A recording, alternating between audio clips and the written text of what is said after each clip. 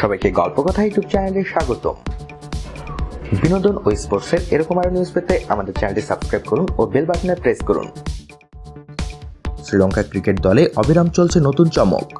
তেমনই নতুন চমক হচ্ছে বিশ্বকাপের জন্য শ্রীলঙ্কার অধিনায়ক নির্বাচন। দীর্ঘ 4 বছর ওয়ানডে থেকে বিচ্ছিন্ন ছিলেন শ্রীলঙ্কার বর্তমান অধিনায়ক।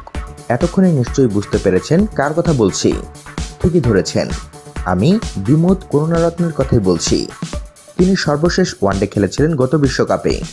এবার সেই বিশ্বকাপ দিয়েই শ্রীলঙ্কার ওয়ানডে দলে করুণারত্নকে ফেরানোর বন্দোবস্ত করছে দেশটির টিম ম্যানেজমেন্ট। মাঝের এই 4 বছর ওয়ানডে দলে জায়গা পাননি এই ওপেনার। বিশ্বকাপে শ্রীলঙ্কার নেতৃত্ব দিতে ভরসা রাখা হয়েছে সেই করুণারত্নের ওপরই।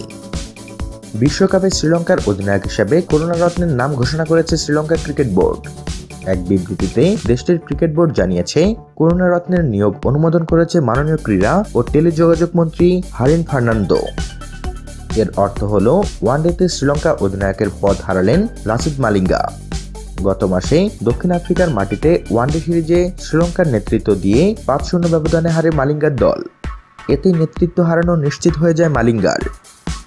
গত 2 বছরে মালিঙ্গা, অ্যাঞ্জেলো ম্যাথুস, দিনেশ চান্ডিমাল, থিসারা পেরেরার মতো অভিজ্ঞরা নানা সময় নেতৃত্ব দিয়েছেন শ্রীলঙ্কার।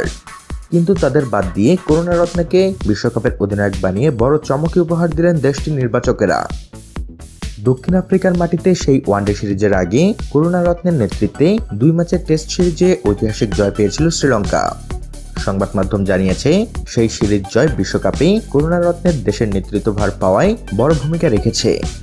এছাড়া ঘরোয়া ক্রিকেটে সম্প্রতি 90 স্ট্রাইক রেটের উপরে রানও করেছেন 30 বছর বয়সী এই ব্যাটসম্যান।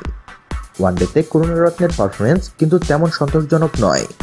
তিনি 17 ম্যাচে 15.83 গড়ে 190 রান করেছেন। স্ট্রাইক রেটও 70-এর নিচে। নেই কোনো সেঞ্চুরি, 50 আছে মাত্র একটি। তো বন্ধুরা, শ্রীলঙ্কার দলীয় স্বার্থে অধিনায়ক বানানোর এই সিদ্ধান্তকে আপনারা কিভাবে দেখছেন জানিয়ে দিতে পারেন আমাদের কমেন্ট বক্সে। সবশেষে ভিডিওটিতে লাইক ও শেয়ার দিয়ে আমাদের সাথে থাকুন। ধন্যবাদ।